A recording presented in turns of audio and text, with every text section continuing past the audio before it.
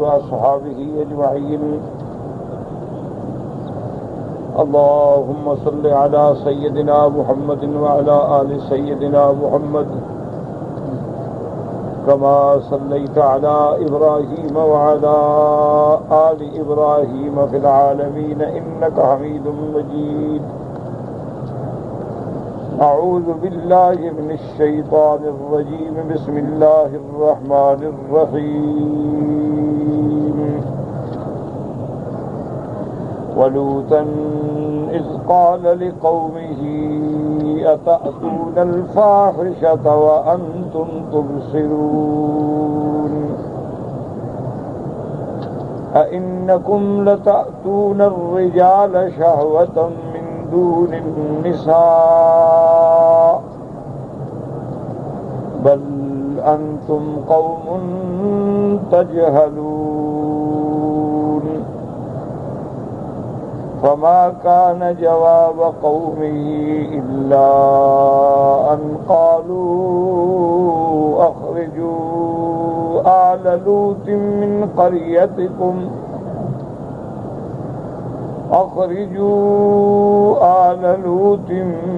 من قريتكم إنهم أناس يتطهرون. فأنجيناه وأهله إلا امرأته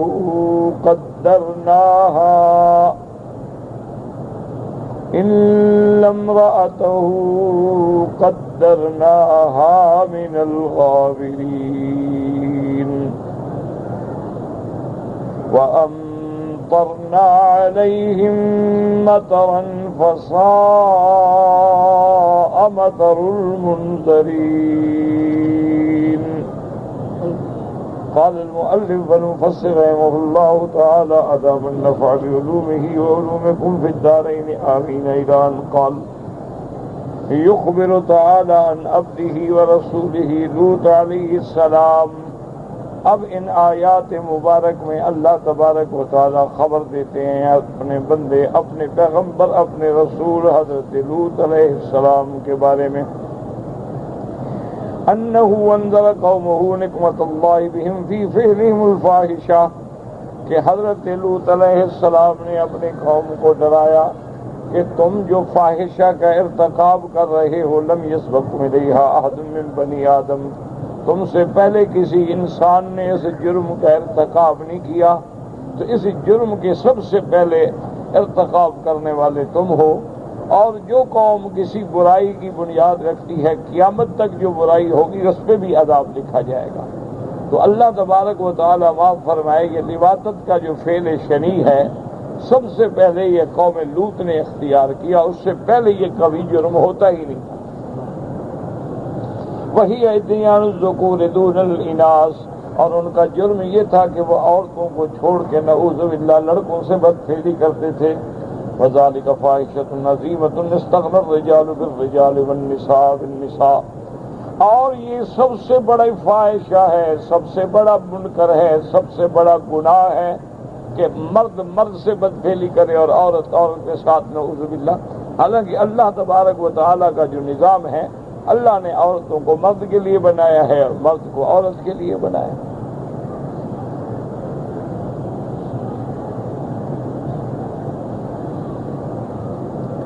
اس لیے آپ نے فرمایا فقال اتأتون الفاحشة وانتم تبصرون.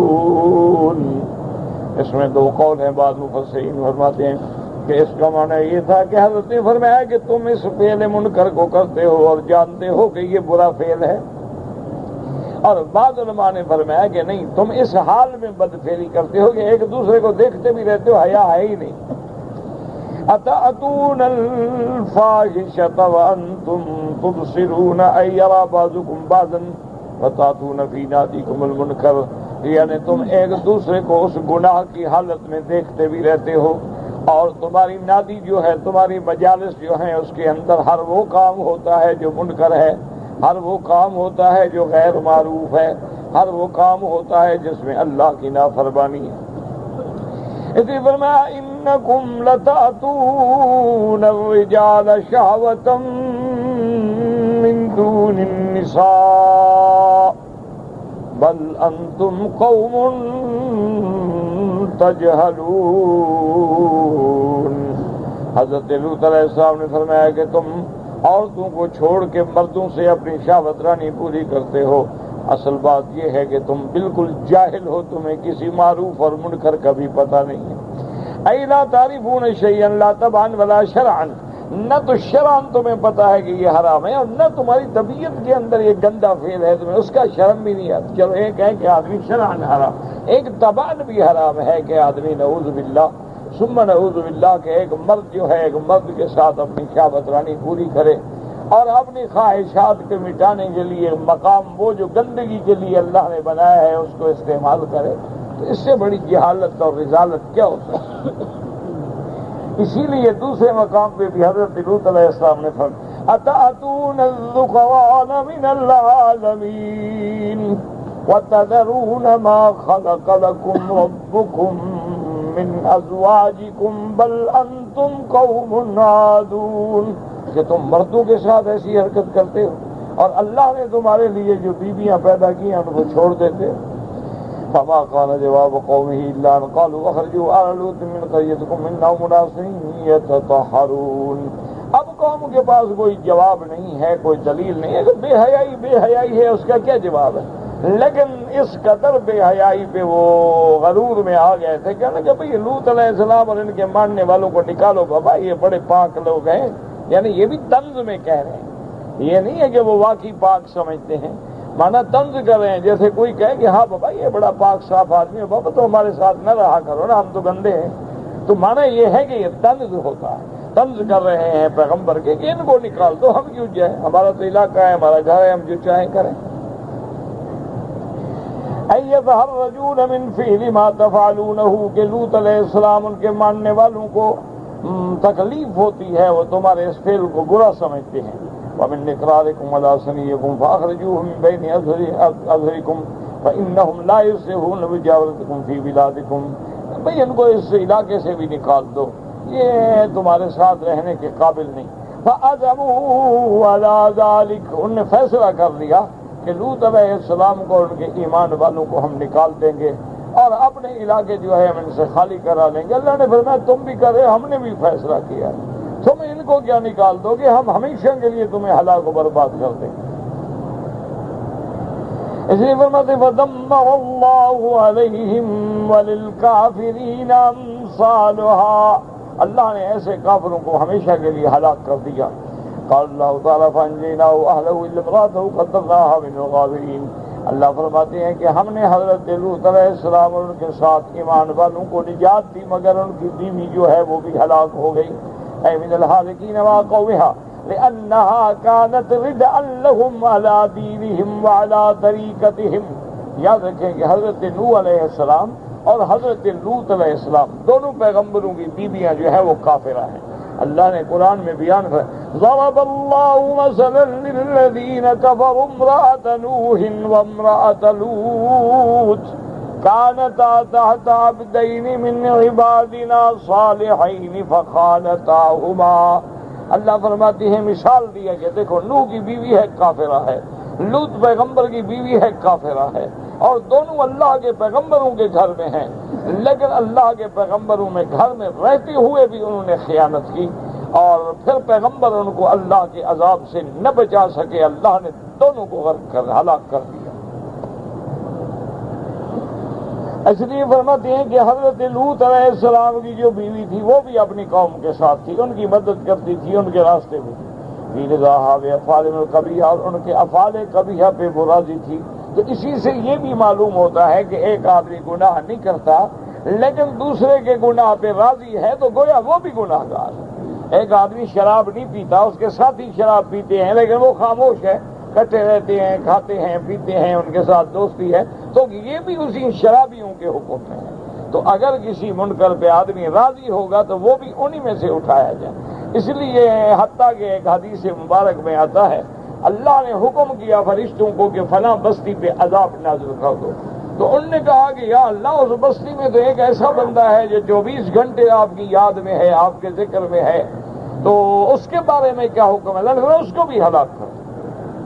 یا اللہ تو قادر ہے، لیکن وہ تو تیرا بندہ، اس نے کبھی گناہ نہیں کیا۔ اور میں اس نے گناہ نہیں کیا، لیکن ان کے گناہوں پہ انکار بھی تو نہیں کیا، ان کے ساتھ کیوں رہ رہا؟ تو اگر آدمی گناہ پہ انکار نہ کرے، راضی رہے، پردے ڈالے، ان کے ساتھ اٹھے بیٹھے، تو وہ بھی اسی طرح کا مجرم شمار ہو۔ ورنہ یہ ہے کہ آپ ان کو ہدایت کریں، نہیں مانتے ہیں الگ ہو جائیں۔ اس کے بعد فرماتے ہیں کہ نتیجہ کیا نکلا؟ کہا وَكَانَتْ تَدُلُّ قَوْمَ عَلَىٰ ضَيْفَانِ لُوطٍ لِيَأْتُوا إِلَيْهِمْ، حتیٰ کہ حضرت لوط کے گھر میں جب فرشتے مہمان بن کے آئے تو اسی عورت نے جا کے اپنی قوم کو خبر دی۔ لا أنها كانت تفعل الفواحش تقرب النبي صلی اللہ علیہ وسلم کرامۃ لها، یعنی یہ نہیں کہ وہ خود تو یہ برائی نہیں کرتی تھی، لیکن قوم کے ساتھ ان پہ پردہ ڈالا، ان کو خبر دی، اس کی کوئی کرامت نہیں۔ وَأَمْطَرْنَا عَلَيْهِمْ مَطَرًا فَسَاءَ مَطَرُ الْمُنذَرِينَ۔ تو اللہ نے یہ آخری حصہ ذکر کیا ہے، ورنہ اصل سزا جو ہے اللہ نے حکم دیا کہ بستیوں کو لے کے اوندا مار دو اور اس کے بعد اوپر پتھروں کی بارش کر دو۔ وَأَمْطَرْنَا عَلَيْهِمْ مَطَرًا أَيْ حِجَارَةً مِّن سِجِّيلٍ مَّنضُودٍ، اللہ نے ایسے پتھر برسائے جو آگ میں پکے ہوئے تھے اور علامتیں لگے ہوئے تھے کہ یہ پتھر فلاں کے لیے ہے اور یہ فلاں کے لیے۔ مُصَوَّمَةً عِندَ رَبِّكَ وَمَا هِيَ مِنَ الظَّالِمِينَ بِبَعِيدٍ، اللہ نے علامتیں لکھ دی تھی، حتیٰ کہ اگر وہ بندہ اس دن بستی میں نہیں تھا تو وہ پتھر ویسے درمیان میں، آسمان و زمین کے درمیان میں کھڑا رہا، جب وہ بندہ آیا تو فوراً پتھر اس کے اوپر آیا۔ وَلِهَذَا قَالَ فَسَاءَ مَطَرُ الْمُنذَرِينَ الَّذِينَ قَامَتْ الْحُجَّةُ وَأَسْلَمُوا الْإِنذَارَ وَخَالَفُوا الرَّسُولَ كَذَّبُوهُمْ وَخَرَجُوا مِنْ بَيْنِهِمْ، اللہ نے فرمایا دیکھو کہ پھر ان کا کیا برا پتھراؤ ہوا، جن کو ڈرایا گیا، جن کے پاس ہم نے پیغمبر بھیجا۔ اللہ تبارک و تعالیٰ کسی قوم کو عذاب نہیں دیتے جب تک حجت پوری نہ کریں۔ وَمَا كُنَّا مُعَذِّبِينَ حَتَّىٰ نَبْعَثَ رَسُولًا، جب تک اللہ پیغمبر بھیجتے ہیں، پیغمبروں کے بعد علماء آتے ہیں، وہ حق بات پہنچاتے ہیں، جب قومیں نہ مانیں تو پھر اللہ کا عذاب پکڑ لیتا ہے۔ قُلِ الْحَمْدُ لِلَّهِ وَسَلَامٌ عَلَىٰ عِبَادِهِ الَّذِينَ اصْطَفَىٰ اللَّهُ خَيْرٌ أَمَّا يُشْرِكُونَ أَمَّنْ خَلَقَ السَّمَاوَاتِ وَالْأَرْضَ وَأَنزَلَ لَكُم مِّنَ السَّمَاءِ مَاءً فَأَنبَتْنَا بِهِ حَدَائِقَ ذَاتَ بَهْجَةٍ ما كان لكم أن تنبتوا شجرها أإله مع الله بل هم قوم يعدلون۔ يقول تعالى آمنا رسوله صلی اللہ علیہ وسلم ان يقول، بعض علماء فرماتے ہیں کہ اللہ نے یہ حکم حضرت لوط کو دیا، اور بعض فرماتے ہیں کہ نہیں، اللہ پاک نے حضرت لوط علیہ السلام کا واقعہ جب حضور محمد مصطفیٰ کو پہنچایا تو ساتھ حکم دیا کہ الحمدللہ، اللہ کا شکر کریں اللہ کی نعمتوں پر۔ اے اللہ میرا عبادی من النعم التي لا تعد ولا تحصى وعلى ما اتصف به من الصفات العلى والاسماء الحسنى وسلم على عباد الله الذين اصطفاهم واختارهم وهم رسله وانبياؤه عليهم الكرام عليهم من الله افضل الصلوات والتسليم۔ وهكذا قال عبد الرحمن بن زيد وغيره، اللہ نے فرمایا کہ میرے محبوب آپ اللہ کی نعمتوں پہ اللہ کا شکر کریں، ایسی نعمتیں کہ لا تعد ولا تحصى، اللہ کی نعمتیں کو شمار نہیں کر سکتا۔ وَإِن تَعُدُّوا نِعْمَةَ اللَّهِ لَا تُحْصُوهَا، اگر آپ شمار کریں تو شمار بھی نہیں کر سکتے۔ اور اللہ تبارک و تعالیٰ کی صفات اولا، اللہ کے اسماء حسنہ اور اللہ کے بندے جو پیغمبر ہیں ان پہ بھی سلام بھیجیں، جن کو اللہ نے چن لیا ہے، پسند کر لیا ہے، وہ کون ہیں؟ اس کے رسول ہیں اور شان والے پیغمبر ہیں۔ علیہم من اللہ افضل الصلوات والسلام، ان پہ اللہ تبارک و تعالیٰ کی طرف سے صلاۃ و سلام۔ هكذا قال عبد الرحمن بن زید السمغیری ان المراد بعباده الذين اصطفاهم الانبیاء۔ عبد الرحمن بن زید بھی فرماتے ہیں کہ اس آیت میں جو اللہ نے فرمایا ہے علی عباده الذين اصطفى، اس سے مراد کون ہے؟ انبیاء علیہم الصلاۃ والتسلیم ہے، جیسے کہ اللہ نے دوسری جگہ ارشاد فرمایا سبحان ربک رب العزت عما یصفون وسلام علی المرسلین والحمد للہ رب العالمین۔ وقال الثوری والسدی، حضرت سفیان ثوری اور حضرت سدی فرماتے ہیں کہ وہ بندے جن کو اللہ نے چن لیا، اس سے مراد اصحاب محمد مصطفیٰ ہیں، کہ اللہ نے صحابہ جو ہیں وہ بھی چن لی، جیسے کہ میرے آقا فرماتے ہیں ان اللہ اختارنی ثم اختار علی اصحابی فجعلہم اصحاری وانصاری۔ اللہ کے نبی رحمت دو عالم سرکار دو عالم سیدنا محمد مصطفیٰ صلی اللہ علیہ وسلم فرماتے ہیں ان اللہ اختارنی، اللہ نے مجھے چن لیا ہے، فرمایا اس کے بعد اللہ نے میرے صحابہ کو بھی میرے لیے چن لیا ہے، بعض کو میرا ساتھی بنایا، بعض کو میرا مددگار بنایا، بعض کو میرا رشتہ دار بنایا، تو اللہ نے صحابہ کو بھی چن لیا۔ ہم اصحاب محمد رضی اللہ عنہم اجمعین وروى نحو عن عباس ايضا ولا منافات فانهم اذا كانوا من عباد الله الذين اصطفى فالانبیاء بطریق الاولی والاحرى۔ اب مفسر رحمۃ اللہ علیہ فرماتی ہیں کہ دونوں قولوں میں کوئی تعارض نہیں، جب صحابہ بھی وہ ہیں جن کو اللہ نے چن لیا ہے تو پیغمبر تو ان سے بھی زیادہ شان والے ہیں۔ والقصد ان اللہ تعالی ورسولہ اتبعوا بعد ذکرہ لهم ما فعل باولیائہ من النجاة والنصر والتأیید وما احل باعدائہ من الخزي والنکال والقہر ان یحمدوا علی جمیع افعالہ ویسلموا علی عباد المصطفین الاخیار۔ اب مفسر رحمۃ اللہ علیہ فرماتے ہیں کہ خلاصہ کیا نکلا ان آیات کا کہ اللہ نے اپنے رسول اور پیغمبر کے ماننے والوں کو حکم دیا کہ دیکھو کہ ہم نے پہلے بھی اپنے ماننے والوں کو نجات دی، حضرت لوط کو نجات دی، ان پر ایمان لانے والوں کو نجات دی، ان کے دشمنوں کو ہم نے ہلاک و ذلیل کر دیا دنیا کے اندر۔ تو اللہ تبارک و تعالیٰ کا شکر ادا کریں اور اللہ تبارک و تعالیٰ کے عباد صالحین سے اپنا تعلق جوڑ کے رکھیں اور اللہ تبارک و تعالیٰ کے پسندیدہ بندوں پہ صلاۃ و سلام بھیجیں۔ وقد قال ابو بکر البزار حدثنا محمد بن عمارة بن سعيد قال حدثنا طارق بن غنام قال حدثنا حكم بن زهير السدي النبي مالك بن عباس وسلام على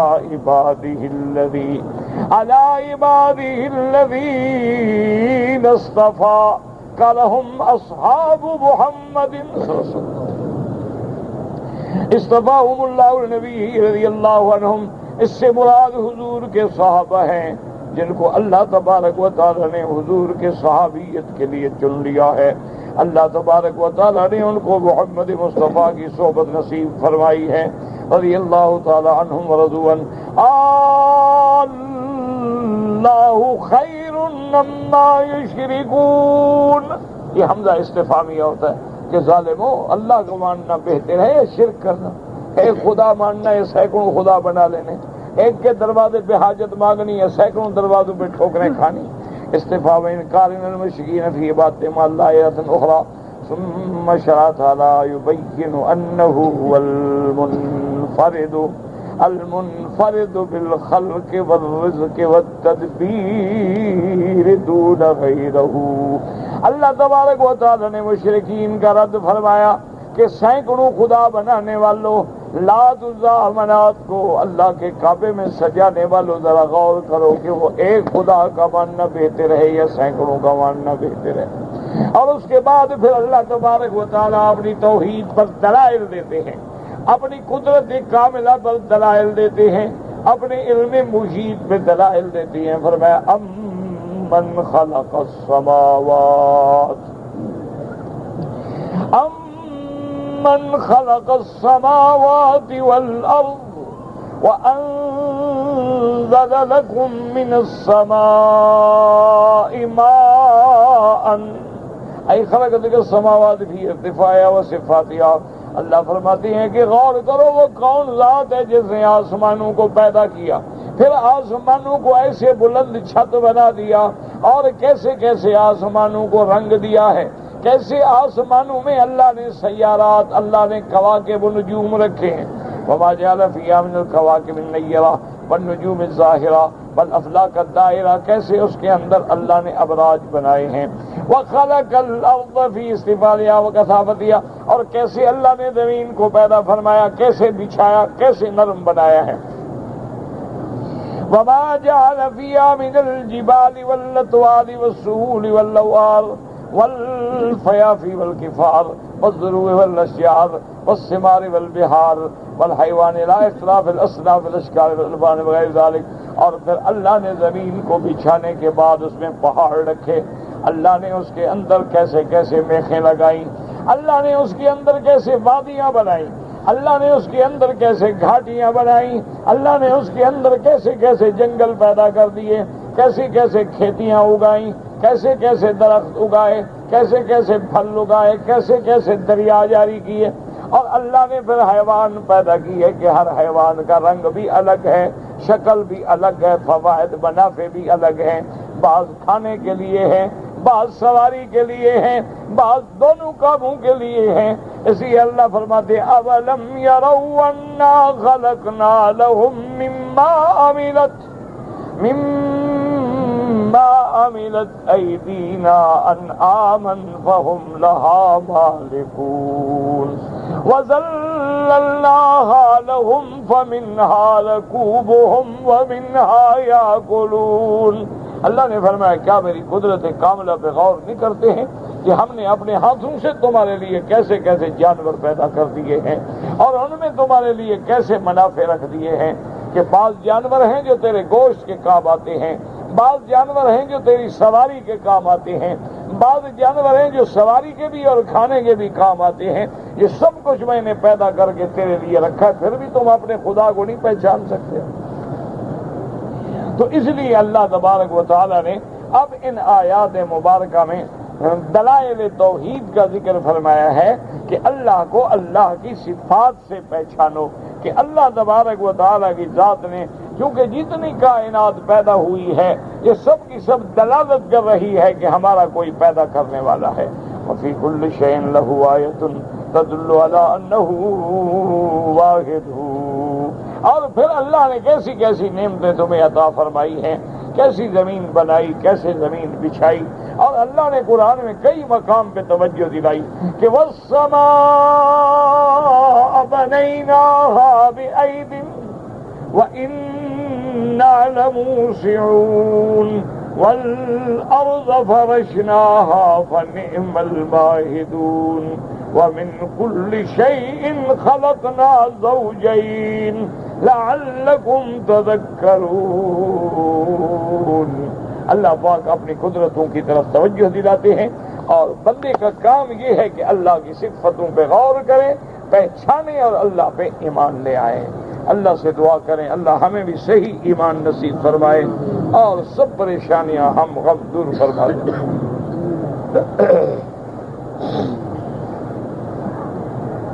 خانہ کعبہ جو ہے نا میرا بھائی، اصل بات یہ ہوتی ہے، یہ مسئلہ نہیں ہوتا۔ اس قسم کے معلومات اگر آپ نے حاصل کرنے ہیں تو تاریخ مکہ للازرق کی ایک کتاب ہے، وہ کتاب لے لے۔ اسی طرح اب کعبۃ اللہ کے لیے الگ بھی کتابیں شائع ہوئی، تو یہ تاریخی باتیں ہیں، ان کا تعلق مسئلے سے نہیں ہوتا۔ یہ تو تاریخی معاملات ہیں، اب ہر بندے کا کام ہے کہ وہ تاریخ کی کتابیں پڑھے اور معلومات حاصل کرے۔ بہرحال یعنی اجمالی طور پہ میں بتا دوں کہ کعبۃ اللہ کی تعمیر جو ہے تقریباً 11 دفعہ ہوئی۔ سب سے پہلے تو اللہ تبارک و تعالیٰ کے حکم سے ابھی زمین بھی نہیں بنائی گئی تھی، پانی تھا، تو جس جگہ کعبۃ اللہ ہے اسی جگہ پانی کا ایک بلبلا کھڑا تھا، یعنی اشارہ تھا کہ یہی اللہ کا گھر ہوگا۔ پھر جب اللہ نے حکم دیا وہ پانی گاڑھا ہو گیا، جمتا گیا، پھر اس کو جب اللہ نے مٹی بنایا، پھر اس کو اللہ نے جیسے آٹا گوندھ کے چھوڑ دیا جاتا ہے ایسے زمین کو گوندھ کے چھوڑ دیا گیا، پھر اللہ نے آسمان پیدا کیا۔ آسمانوں کے پیدا کرنے کے بعد والارض بعد ذالک دحاہا، پھر زمین کو بچھایا گیا، یعنی پیدا زمین پہلے کی گئی لیکن اس کو ایسے چھوڑ دیا گیا جیسے آپ لوگ آٹا بناتے ہیں نا، گوندھ کے چھوڑ دیتے ہیں کہ خمیر آ جائے، بعد میں روٹی بناتے ہیں۔ تو اللہ تبارک و تعالیٰ نے پھر آسمان بنائے اور آسمانوں کے بعد پھر زمین کو بچھایا، اور زمین کو جب بچھایا گیا تو جہاں کعبہ ہے اسی جگہ سے بچھانے کا کام شروع ہوا۔ تو گویا یہ مرکز دنیا ہے، یہ مرکز ہدایت ہے، یہ مرکز رحمت ہے۔ پھر اللہ تبارک و تعالیٰ کے حکم سے فرشتوں نے بنایا، پھر آدم علیہ السلام نے بنایا، اس کے بعد پھر ادریس علیہ السلام نے بنایا، لیکن ان سب تعمیرات کا ذکر قرآن میں نہیں ہے۔ اللہ نے قرآن پاک میں جو ذکر کیا ہے وہ صرف بنا ابراہیم کا ہے، کہ سیدنا ابراہیم علیہ السلام نے اور آپ کے بیٹے حضرت اسماعیل نے وَإِذْ يَرْفَعُ إِبْرَاهِيمُ الْقَوَاعِدَ مِنَ الْبَيْتِ وَإِسْمَاعِيلُ رَبَّنَا تَقَبَّلْ مِنَّا إِنَّكَ أَنْتَ السَّمِيعُ الْعَلِيمُ۔ اللہ نے صرف سیدنا ابراہیم کی بنا کا ذکر کیا ہے۔ ابراہیم علیہ السلام کی بنا کے بعد بھی قبیلہ جرہم نے بھی بنایا ہے، ان کی بنا کے بعد بھی قریش نے بھی بنایا ہے۔ جب میرے محبوب رحمت دو عالم کی عمر مبارک 25 سال تھی تو کعبہ بنایا گیا، اور حضور پاک کعبے کی تعمیر میں بھی شریک ہوئے ہیں۔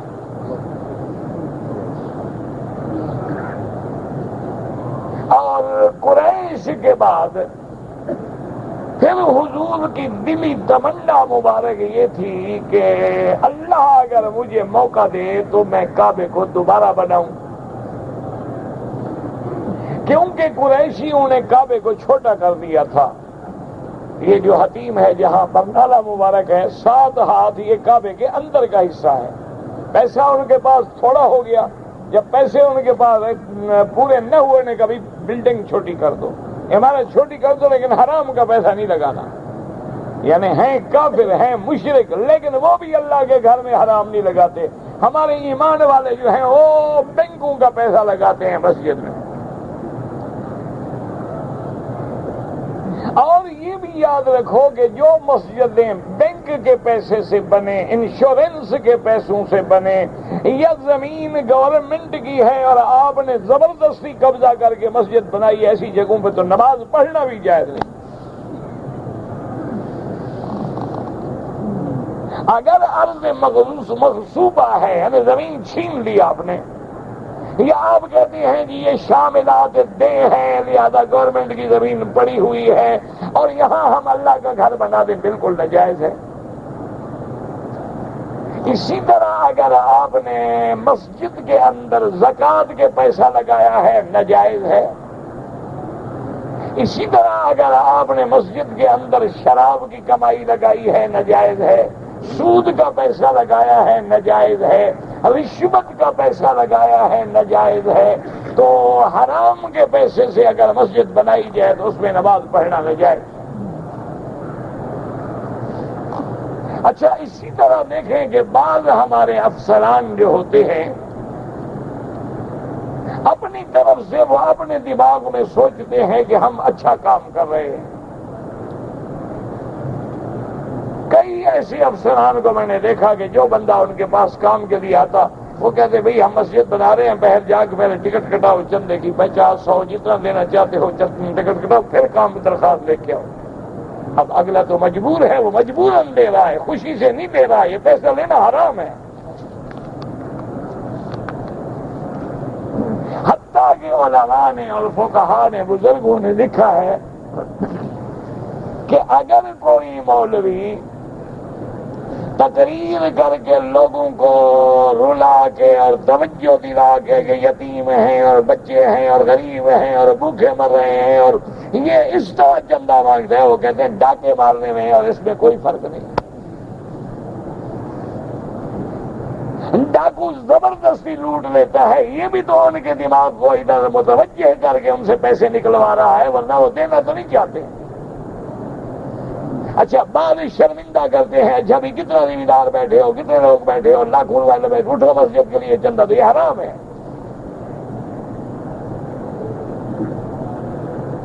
یہ اللہ کے گھر جو ہے اس میں تو آپ بتا دیں بھی ہم مسجد بنا رہے ہیں، اللہ جن کو توفیق دے اپنی خوشی سے اپنی رضا سے اس میں شمولیت کریں، وہ کریں الحمدللہ، نہ کریں الحمدللہ۔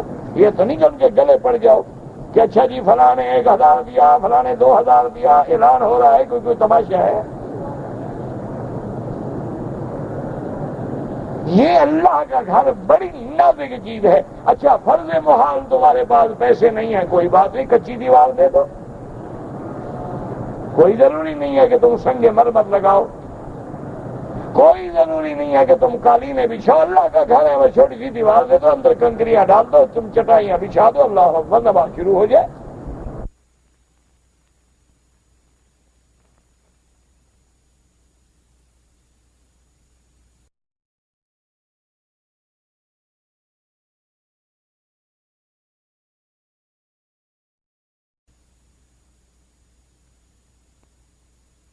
والا کوئی نہیں ہوگا۔ اصل مسجد کی عمارت جو ہے وہ بلڈنگ کا نام نہیں ہے، مسجد کی عمارت ہے کہ نمازی کتنے آتے ہیں،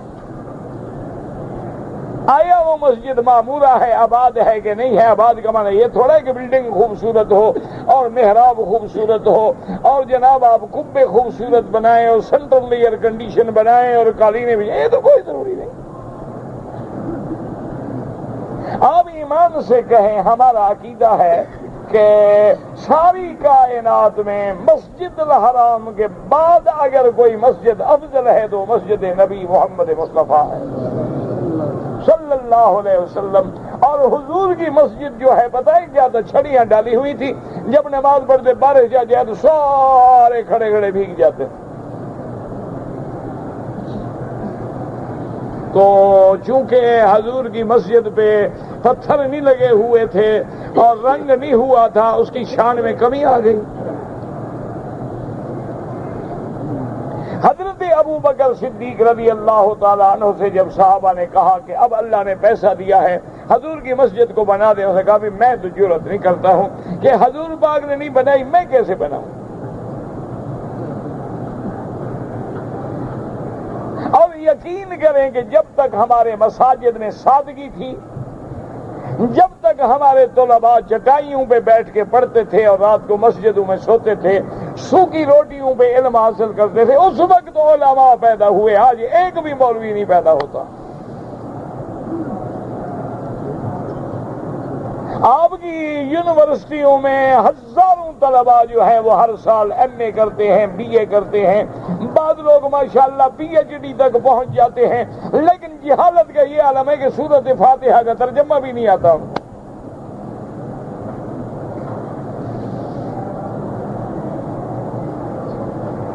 تو اس لیے ہمیشہ یاد رکھیں کہ کعبۃ اللہ کی تعمیر پھر قریش کے دور میں ہوئی، کافر ہیں لیکن فیصلہ کیا کہ کبھی کوئی زنا کا پیسہ کعبے میں نہ لگے، شراب کا پیسہ کعبے میں نہ لگے، ڈاکے کا پیسہ کعبے میں نہ لگے، خالص تجارت کا حلال پیسہ لے آؤ۔ انہوں نے کہا پیسے پورے نہیں ہوتے، انہوں نے کہا کعبہ چھوٹا کر دو لیکن حرام کا پیسہ نہ لگاؤ۔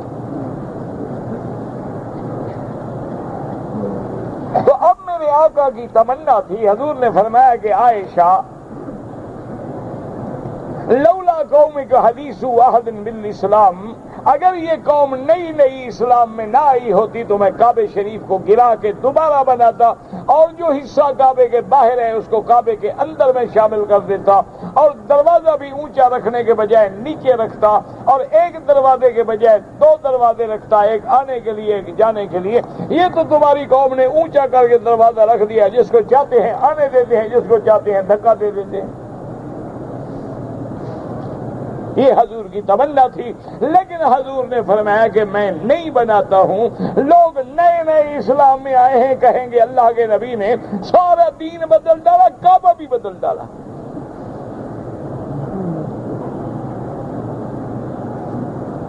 اسی لیے حکم ہے، فقہا نے لکھا ہے کہ اگر کسی مسئلے سے پوری حضور کی امت میں فتنہ پیدا ہونے کا ڈر ہو تو عالم کو چاہیے کہ اس مسئلے پہ زیادہ عمل نہ کرے۔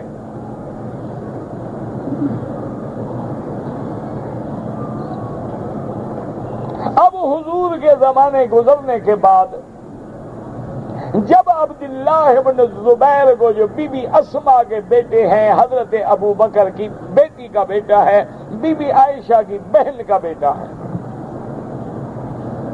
عبداللہ ابن زبیر کو جب موقع ملا اور جب مکے کے حاکم بنے تو انہوں نے کعبۃ اللہ کو پھر اسی طرح بنایا جس طرح حضور نبی پاک چاہتے تھے۔ انہوں نے یہ حتیم کا حصہ جو ہے اندر شامل کر دیا، دروازے بھی دو رکھے، ایک آنے کے لیے ایک جانے کے لیے، تعمیر مکمل ہو گئی۔ لیکن اللہ کو منظور یہی تھا کہ حجاج ابن یوسف نے آ کے حضرت عبداللہ ابن زبیر کو شہید کیا اور آپ کو پھانسی پہ لٹکایا، اور اس کے بعد جو ہے اس نے بنا عبداللہ ابن زبیر کو قائم نہ رہنے دیا، اسے بدل دیا، اس نے کہا کہ جو حضور کے زمانے میں تھی ویسے بناؤ۔ تو بہرحال اللہ کو یہی منظور تھا، تو کعبۃ اللہ کی تعمیر کے مراحل جو ہے تقریباً 11 دفعہ مراحل تعمیر سے کعبہ گزرا ہے، اور شاید میرے اللہ کی بھی یہی حکمت تھی کہ یہی تعمیر باقی رہے، اور کعبۃ اللہ کے 7 ہاتھ کا حصہ جو ہے جانب حتیم میں باہر نکلا رہے، تاکہ جب بھی کوئی غریب آدمی چاہے میں کعبے کے اندر نماز پڑھوں وہ حتیم میں جا کے پڑھ لے، اس نے گویا کعبے کے اندر نماز پڑھی۔ اسی لیے میں کئی دفعہ کہتا ہوں کہ بادشاہوں کے لیے تو کبھی کبھی کھلتا ہے، ہم فقیروں کے لیے ہر وقت کھلا ہوا ہے۔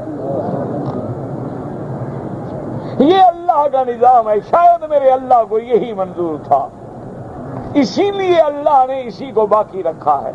باقی تعمیرات جو ہیں، تعمیرات تو اس کے بعد بھی ہوتی رہی ہیں، مراد کے زمانے میں بھی، اور اب حکومت سعودیہ کے زمانے میں بھی جزاہم اللہ خیرن، اللہ کے کعبے کی اندر سے مکمل انہوں نے مرمت کی ہے، پوری ان دیواروں کو رہنے دیا باہر سے، لیکن اندر سے ان کو یعنی کھود کے ان کے اندر مسالہ بھر کے طاقت دے دی تاکہ دیواریں مضبوط ہو جائیں، اور اندر کے فرش اور اندر کے غلاف سارے بدل ڈالے، اور شیاطین مبارک جو تھے وہ بھی بدل ڈالے، چھت کی بھی تبدیلی ہو گئی، لیکن باہر سے کعبہ اپنی جگہ پہ اسی طرح قائم رہا۔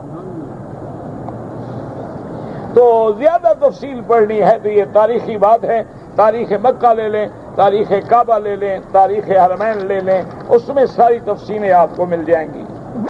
حمامات ہیں یا باتھ روم ہیں، اگر وہ غلط بنے ہوئے ہیں تو آپ کا کام یہ ہے کہ ان کی جو منسٹری ہے ان کو لکھ کے بھیجیں، ان کو توجہ دلائیں، انشاءاللہ وہ توجہ کریں گے۔ آپ کو حرم شریف میں داخل ہونے کی جو تمنا ہے، حتیم کھلا ہوا ہے، جا کے 2 رکعت پڑھو، ضرورت ہی نہیں کھولنے کی۔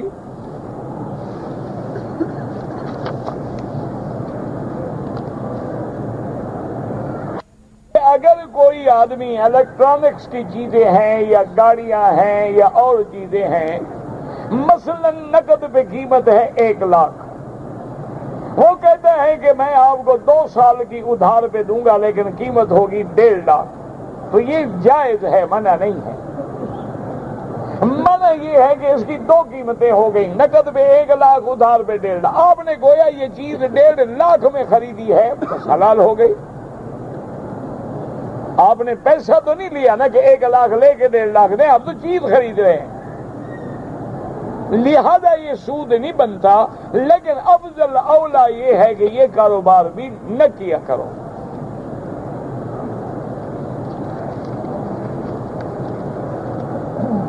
اگر کوئی آدمی مسجد عائشہ سے عمرہ کرے تو امام ابو حنیفہ رحمۃ اللہ علیہ اور امام شافعی کے نزدیک جائز ہے۔ امام احمد بن حنبل فرماتے ہیں کوئی عذر ہے، ضرورت ہے تب کرے ورنہ نہ کرے۔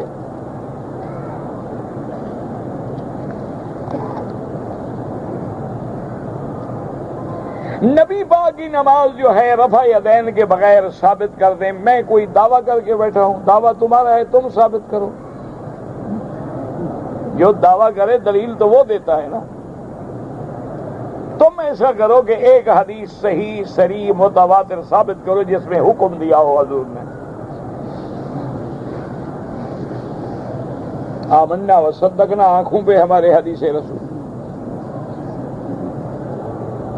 لیکن پہلے قول رسول اور فعل رسول کا فرق بھی سمجھو.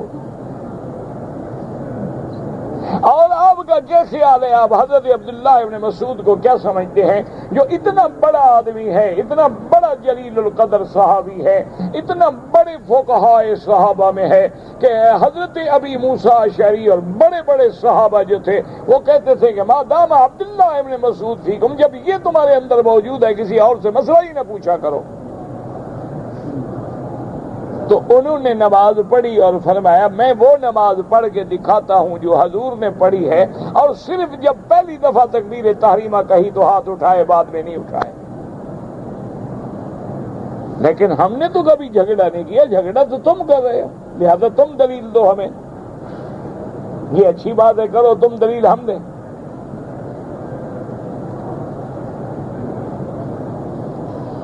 نہ باقی اب حضور کی امت انہی مسئلے میں الجھ کے رہ گئی ہے، باقی سارے حل ہو گئے.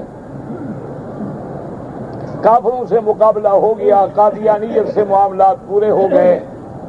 جتنے خوارج ہیں، نواسب ہیں، روافض ہیں، منکرین قرآن ہیں، منکرین حدیث ہیں، گستاخان رسول ہیں، ان سے مقابلہ ہو گیا. باقی یہی کام رہ گئے کہ آپس میں لڑاؤ نماز پڑھنے والوں کو مسجد میں جو آئے. اللہ کا خوف کریں. یہ تو اعلیٰ اولیٰ کے مسئلے ہیں، سب کی نمازیں درست ہیں الحمدللہ ثم الحمدللہ. اصول میں کوئی جھگڑا نہیں ہے. جب بھی اختلاف ہوتا ہے فروع میں ہوتا ہے، اور وہ اعلیٰ اولیٰ کا اختلاف ہوتا ہے، اس میں کوئی کفر اسلام کی جنگ نہیں ہوتی.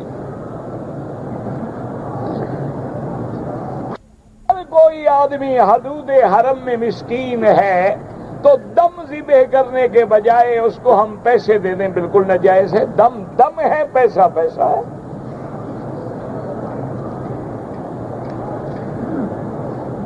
کہتے ہیں کہ جہاں جو درس دیتے ہیں وہ کرسیوں پہ بیٹھتے ہیں، آپ نیچے بیٹھتے ہیں.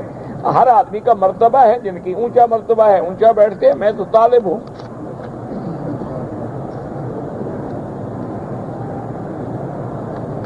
آپ کی کوئی تفسیر قرآن شائع ہوئی ہے، میں اپنے آپ کو اس مقام کا اہل بھی نہیں سمجھتا کہ تفسیر لکھوں، اور نہ میں کبھی یہ جرت کر سکتا ہوں کہ تفسیر لکھ کے شائع کروں. تفسیر لکھنا کوئی آسان بات نہیں ہوتی ہے. بہرحال تفسیر جو پڑھائی جاتی ہے وہ کیسٹوں کے اندر موجود ہے لوگوں کے پاس، لیکن میں نے نہ لکھی ہے نہ میرے اندر اتنا ہمت ہے.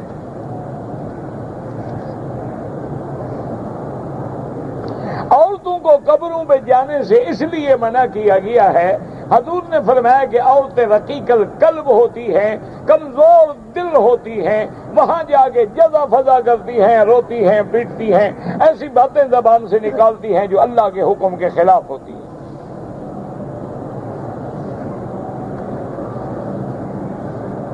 کہتے جی کہ آج کل لوگ جو ہیں خوشبو کے لیے سپرے استعمال کرتے ہیں، پرفیوم استعمال کرتے ہیں، اس میں الکوہل ہوتا ہے.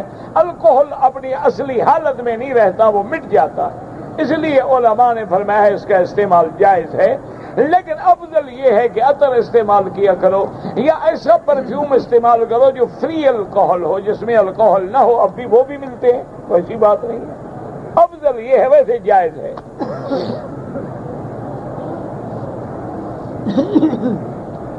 کہتے جی کہ ہم حرم شریف میں جو آتے ہیں تو میری نظر جو ہے غیر محرم پہ پڑتی ہے. کیوں پڑتی ہے؟ نظر نیچے رکھو، کبھی نہیں پڑے گی. کوئی مسئلہ نہیں ہے، تمہاری نیت بھی تو ٹھیک ہو نا. نہ اگر تمہاری بیٹی ہو اس پہ نظر پڑے برداشت کرو گے؟ تو یہ بھی تو ہماری بیٹیاں ہیں نا. آخر تم جب کوئی عورت سامنے آؤ غور کرو نا، میری بیٹی ہے، میری بہن ہے، اللہ کی مہمان ہے، خدا کے دروازے پہ آئی ہوئی ہے. میں اس کو اگر بری نظر سے دیکھوں گا تو مہمان کی بے عزتی تو خدا برداشت نہیں کرے گا. انشاءاللہ جھک جائے گی نظر. باقی مستقل علاج یہ ہے کہ اللہ والوں کی صحبت اختیار کرو. جب تک کسی اللہ والے کی صحبت حاصل نہ ہو اصلاح نہیں ہوتی بندے کی.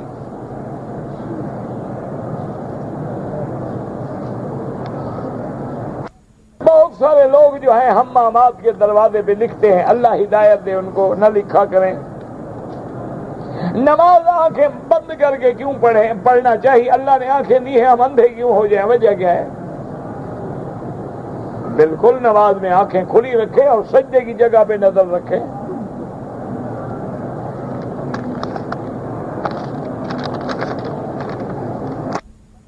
بھول گیا ہے قرآن، بغیر وضو کے دیکھ لے کوئی حرج نہیں. بغیر وضو کے یاد بھی پڑھ سکتا ہے، کوئی ہر بھول جائے تو ہاتھ نہ لگائے، بس دیکھ لے. یا ہاتھ پہ کپڑا کوئی چیز رکھ کے دیکھ لے. میری بچی کہا ہے اللہ آپ کی آرزو پوری کرے، آپ لاڑکانہ سے آئے ہیں، مجھے پڑھا نہیں جاتا کہ آپ کی بچی کیا ہوا ہے. میں نے 3.5 سال ہو گئے ہیں، لوگ میری تنخواہ کھا جاتے ہیں، قیامت میں دیں گے، کوئی فکر نہ کرو. تمہارا تو بڑا اچھا کام ہو رہا ہے نا، یہاں تو پیسے ملیں گے، وہاں ان کو نیکیاں دینی پڑیں گی. گھاٹا نہیں ہے.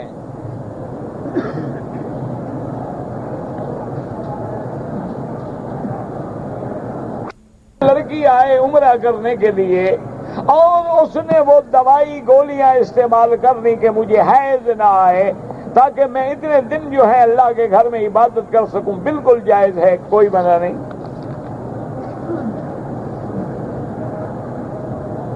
بہرحال رمضان المبارک کے روزے رکھنے کے لیے بھی عورتیں اگر دوائی استعمال کرنے کے روزے قضا نہ ہوں بالکل جائز ہے، کوئی منع نہیں.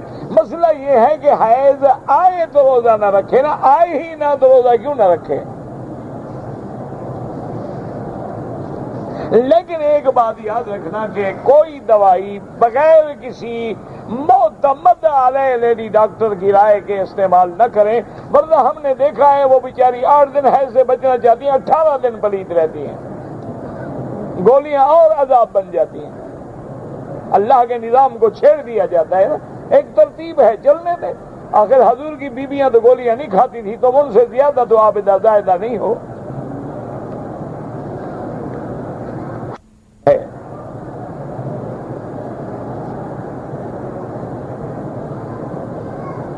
کہتے جی کہ عورت کے حقوق خاوند پورا کرتا ہے اور خاوند کے حقوق بھی عورت پورے کرتی ہے، لیکن شاپنگ کی وجہ سے عورت ناراض ہو جائے وہ تو ہوتی رہتی ہے، نیا مسئلہ تو نہیں ہے. یہ کوئی نئی بات تو نہیں ہے نا. عورت ناراض نہ ہو تو نئی بات ہے، اگر ناراض ہو تو یہ کوئی نئی بات نہیں. اور میرے آقا نے رحمت دو عالم نے عجیب بات فرمائی ہے. آپ نے فرمایا انہن یغلبن الکریم و یغلبہن اللئیم. فرمایا یہ عورت بھی ایسی الٹی پسلی کی بنی ہوئی ہے کہ شریف کے اوپر سوار ہو جاتی ہے، کمینہ اس کے اوپر سوار رہتا ہے. تو آپ نے فرمایا ہم تو بھائی شریف بنیں گے، کمینہ تو نہیں بنتے، لہذا ناراض ہو جائے تو معافی مانگ لو. بیوی ہے تمہاری، کیا فرق پڑتا ہے؟ نہ بیوی سے معافی مانگنا کو بے ادبی ہے. روزانہ پاؤں پہ ہاتھ نہیں رکھتے ہو، کیا فرق ہوا؟ ایک دن اور رکھ لو. نہ اس میں ہنسنے کی کیا بات ہے، یعنی بالکل کوئی نئی بات ہے، یعنی آپ کو کبھی پیش نہیں آئی.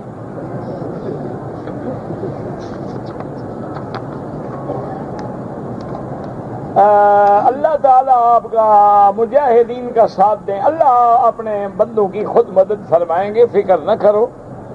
یہ ہر دور میں آتا ہے. بلال تڑپا ہے، صہیب پھانسیوں پہ چڑھا ہے. یہی تو حق و باطل کی پہچان ہے. یہ نظام عالم ہے، یہ چلا جائے گا. لیمیز اللہ الخبیث من الطیب. اللہ اچھے اور برے کا فیصلہ بھی تو کریں گے نا، کوئی بات نہیں ہے. لیکن یاد رکھو والعاقبۃ للمتقین. آخر فتح کس کی ہوئی؟ بلال کی ہوئی یا ابو جہل کی ہوئی؟ جس کا گھر بھی نہیں تھا، در بھی نہیں تھا، رہنے کا ٹھکانہ بھی نہیں تھا، اور ظالم اتنا مارتے تھے امیت بن خلف جو ہے، یعنی آپ کو مکے کی تپتی ہوئی پہاڑ میں پتھروں پہ لٹا کے، سینے پہ گرم پتھر رکھ کے، کھجوروں کے اتنے بڑے بڑے کانٹے لے کے چبھوتا تھا اور کہتا تھا اترک کے تو محمد، اللہ کے نبی کا کلمہ چھوڑ دو، اور بلال کو جب تک ہوش رہتا کہتا احد احد احد احد۔ ایک دن آپ کو آنکھیں کھولی تو دیکھا کہ بوڑھی ماں جو ہے سرانے بیٹھی ہے، تو بلال ہوش میں آئے، پوچھا اماں آپ کیسے آئی ہے؟ انہوں نے کہا بیٹا میں بھی کلمہ پڑھ چکی ہوں، لیکن تمہیں یہ ظالم نہیں چھوڑیں گے، خدا کے لیے زبان سے کہہ دو کہ میں نے کلمہ چھوڑ دیا ہے، اپنی جان بچا لو، اللہ تبارک و تعالیٰ جب موقع دیں گے پھر ظاہر کر دینا۔ تو حضرت بلال اسی حال میں بے ہوش پڑے ہیں، ذرا ہوش آیا تو مسکرائے، کہنے لگے اماں آج مجھے یقین ہو گیا ہے کہ مکے کا کفر ہار گیا، تیرا بلال جیت گیا ہے۔ تو اماں نے کہا کیسے جیت گیا، پاگل تو نہیں ہو گیا مار پڑنے سے؟ اس نے کہا نہیں، ان کے پاس طاقت ہوتی تو تجھے سفارشی بنا کے لے آتے میرے پاس، اب وہ ہار گئے ہیں، میرے جیتنے کا وقت آ گیا ہے، کیوں بزدل بناتی ہو؟ جاؤ کافروں کو کہہ دو کہ بلال کے ٹکڑے ٹکڑے کرو، ہر ٹکڑے سے احد احد کی آواز آئے گی۔ آخر ایمان سے کہیں کون جیتا؟ بلال کا تڑپنا بھی دیکھا گیا، اور وہ وقت بھی یاد کرو نا جب میرے آقا نے فرمایا آئی نا بلال، بلال کہاں ہے حاضر یا رسول اللہ؟ فرمایا بلال آج کعبے کی چھت پہ کھڑے ہو کے کہو اللہ اکبر اللہ اکبر، اب بھی اسلام جیتے گا، فکر نہ کرو، یہ کفر کے بالکل مٹنے کا وقت قریب آ گیا ہے، بھڑکتا ہے چراغ صبح جب خاموش ہوتا ہے، یہ ان کی آخری بھڑکے ہیں، انشاءاللہ مٹیں گے اور اسلام کا غلبہ ہوگا۔ تم کیا سمجھتے ہو یہ جیت رہے ہو؟ تو مر رہے ہیں اندر، ان کو تو ہوش نہیں ہے۔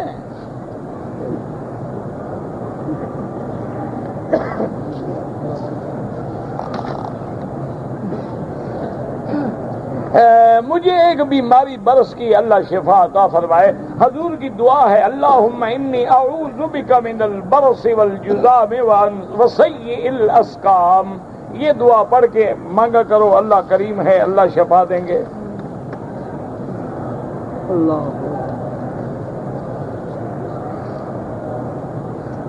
بہرحال اگر آدمی کا بدن ناپاک ہو جائے، عرفات میں بدن دھو لے، غسل کر لے، احرام دھو لے، احرام بدل لے، کچھ بھی نہیں ہوتا۔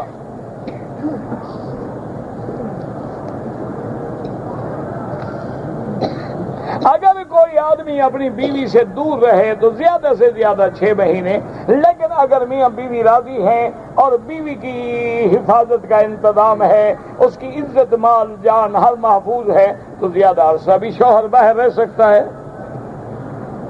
اگر ہمارے ہمسائے جو ہیں وہ ہندو ہیں، ان کو اگر ہم زمزم اور کھجور دیں بالکل دیں، کوئی مسئلہ نہیں، کوئی مسئلہ نہیں ہے۔ حضرت عبداللہ ابن عمر کے ہاں ایک بکرا ذبح ہوا تو ان کا ایک یہودی ہمسایہ تھا، آپ جب آئے تو پوچھا ہدی تم لے جا رہے نا، ہمارے ہمسائے کے گھر پہنچایا ہے گوشت کے نہیں؟ تو اس لیے حکم ہے کہ کافر بھی ہمسایہ ہے، اس کو آپ ہر چیز پہنچائیں، کیونکہ ہمسائے کے 3 ہمسائے ہوتے ہیں، ایک کا حق ہوتا ہے ہمسائے کا کہ ہندو ہے لیکن ہمسایہ ہے، ہمسایہ تو ہے نا، ایک ہے 2 حق ہے، مسلمان بھی ہے ہمسایہ ہے، ایک حق ہمسائے کا ایک اسلام کا، ایک کے 3 حق ہوتے ہیں، مسلمان بھی ہے، رشتہ دار بھی ہے، ہمسایہ بھی ہے، اس کا حق ہمسائیگی بھی ہے، حق اسلام بھی ہے، حق رحم بھی ہے، بالکل دیا کریں، اور یہی نیت کیا کریں اللہ زمزم کی وجہ سے ان کو بھی اسلام نصیب کر دے۔ قضا نماز کیسے پڑھیں؟ جیسے ادا پڑھتے ہو، کوئی فرق نہیں۔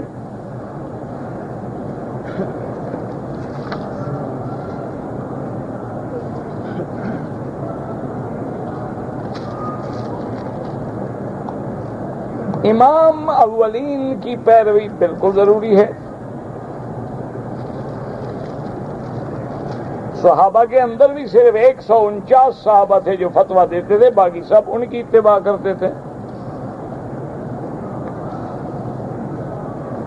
اگر میں وتر پڑھتا ہوں فجر کی اذان سے پہلے، لیکن اگر دیر ہو جائے تو آپ وتر قضا کریں، چونکہ امام ابو حنیفہ رحمۃ اللہ علیہ کے نزدیک واجب ہے، باقی ائمہ کے نزدیک سنت ہے، قضا کرنا ضروری نہیں ہے۔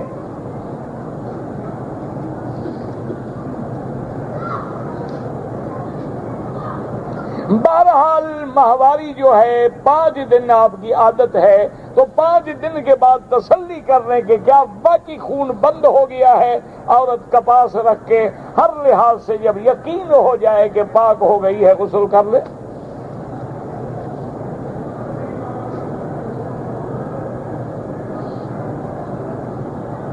ہم جس کمپنی میں کام کرتے ہیں دوسرے لوگ مدیر جو ہے وہ مانگ کے لے جاتے ہیں، مالک کی اجازت نہ ہو تو آپ نہیں دے سکتے۔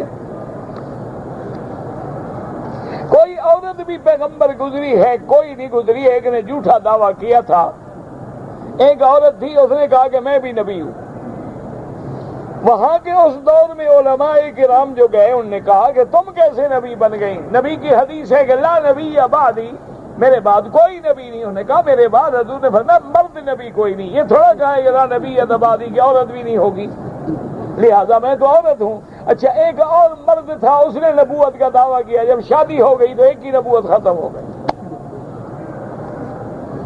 کوئی اللہ کے نبی وہ اللہ نے جتنے وما ارسلنا من قبلک الا رجالا نوحی الیہم، اللہ نے کوئی عورت نبی نہیں بنائی۔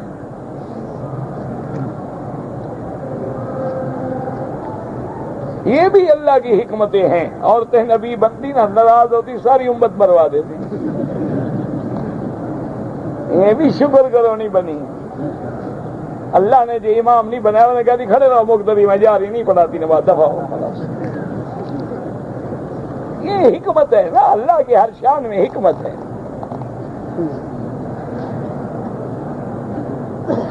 حج میں قربانی سے پہلے میں نے سر منڈوایا، بہرحال امام ابو حنیفہ رحمۃ اللہ علیہ کے نزدیک ترتیب واجب ہے، آپ پہ دم پڑ گئی، باقی ائمہ کے نزدیک ترتیب واجب نہیں ہے۔ آپ نے 3 عمرے کی ہے یا 4 عمرے کی، اب سر منڈوایا ہے الحمدللہ، آخر میں چوتھا حصہ منڈوایا، دم نہیں پڑی لیکن پورے پہ اس طرح پھیلوایا کرو۔ طواف کرنے کے بعد اگر مکروہ وقت ہے تو بعد میں 2 رکعت پڑھ لیں، کوئی ضروری نہیں کہ اسی وقت پڑھیں۔ ہم لوگ مدینہ منورہ سے آ گئے لیکن ہم نے عمرہ نہیں کیا، کیوں؟ وجہ کیا تھی؟ آپ تو آئے عمرے کے لیے ہیں، آئے زیارت کے لیے ہے، آپ کا تو اور کوئی کام ہے نہیں، لہذا فوراً مدینہ شریف لوٹ جائیں عمرہ کرنے، ورنہ دم دینی پڑے گی۔ اور مدینہ شریف جانے میں کیا مشکل ہے؟ 30 ریال میں گاڑی لے جائے گی، زیارت بھی دوبارہ ہو جائے گی، عمرہ بھی مل جائے گا، ورنہ بکری دینی پڑے تو 300 ریال۔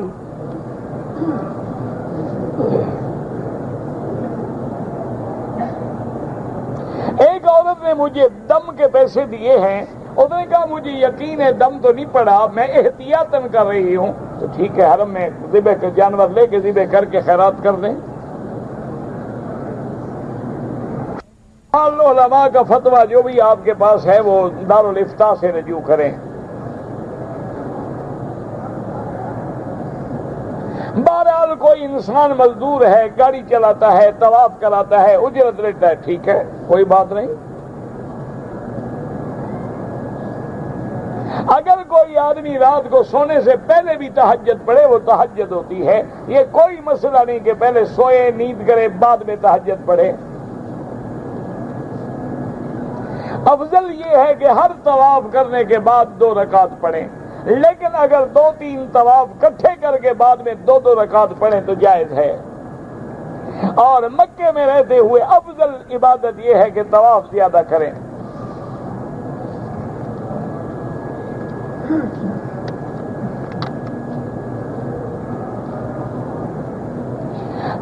اگر آپ کو مثلاً 30 کلو وزن لے جانے کی اجازت ہے، آپ کے پاس ماشاءاللہ 90 کلو ہے، لیکن اور ساتھی آپ کو مل گئے، وہ آپ کا وزن اپنے کھاتے میں ڈالتے ہیں، ٹھیک ہے، کوئی بات نہیں، وہ اپنی رضامندی سے ڈال رہے ہیں۔ ان کو بھی تو حق ہے نا 30 کلو لے جانے کا. مسلم کو زمزم دے سکتے ہیں، بالکل دے سکتے ہیں. ابو جہل کیا پیتا تھا بھائی؟ مکے میں جب رہتا تھا ابو جہل، ابو لہب، حضور کے سارے دشمن کافر کیا پیتے تھے؟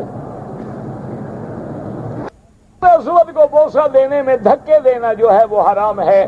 مسلمان کو ایذا پہنچانا حرام ہے. حجر اسود کا بوسہ سنت ہے. مل جائے الحمدللہ، نہ ملے اشارہ کریں.